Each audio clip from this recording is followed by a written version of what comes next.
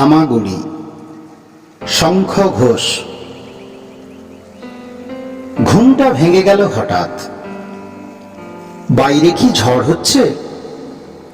দাপাদাপি করছে জানলার পাল্লা দুটো। মাঝে মাঝে বিজলি ঝলকাচ্ছে।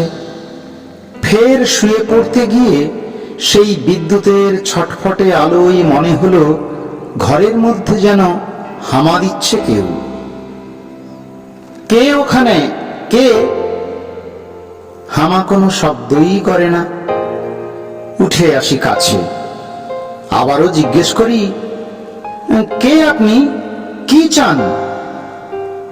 সে তবু নিশ্চুপ থেকে এ কোণে ও কোণে ঘুরছে, মাথা তুলছে না কিছুতেই। চোখে চোখ নয়। কিছু কি খুঁজছেন আপনি? শুনতে পাচ্ছি, খুঁজছি ঠিকই, খুঁজতে তো হবেই, পেলেই বেরিয়ে যাব নিজে নিজে হেঁটে।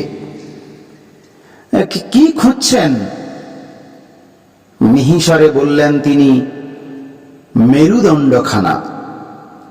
সেই মুহূর্তে বিদ্যুৎ ঝলকালো ফের। চমকে উঠে দেখি, একা নয়, বহু বহুজন একই খোঁজে হামা দিচ্ছে, এ কোণে ও কোণে, ঘর জুড়ে। নমস্কার।